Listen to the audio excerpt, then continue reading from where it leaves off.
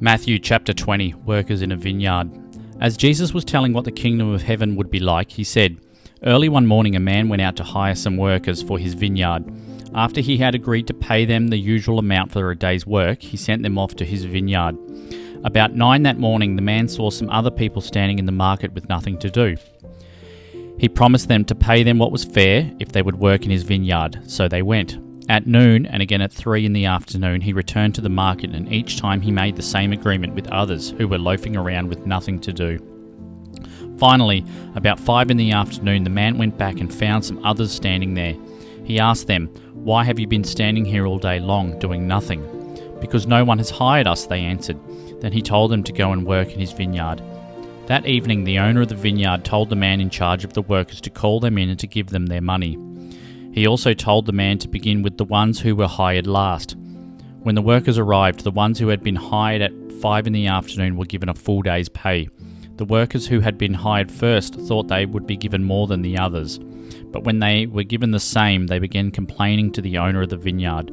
They said, 'The ones who were hired last worked only for 1 hour, but you paid them the same you did us, and we worked in the hot sun all day long.' The owner answered one of them, 'Friend, I didn't cheat you. I paid you exactly what we agreed on. Take your money and now go. What business is it of yours?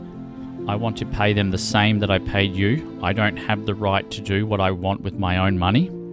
Why should you be jealous if I want to be generous?' Jesus then said, 'So it is. Everyone who is now last will be first, and everyone who is first will be last.'" Jesus again tells about his death.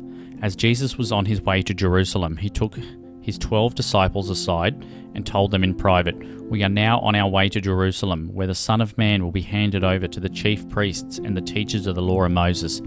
They will sentence him to death, and then they will hand him over to foreigners who will make fun of him, and they will beat him and nail him to a cross. But on the 3rd day he will rise from death." A mother's request.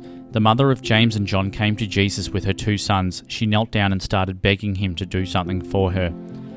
Jesus asked her what she wanted, and she said, "When you come into your kingdom, please let one of my sons sit at your right side and the other at your left." Jesus answered, "Not one of you knows what you are asking. Are you able to drink from the cup that I must drink soon?" James and John said, "Yes, we are." Jesus replied, "You certainly will drink from my cup, but it isn't for me to say who will sit at my right and at my left. This is for my Father to say."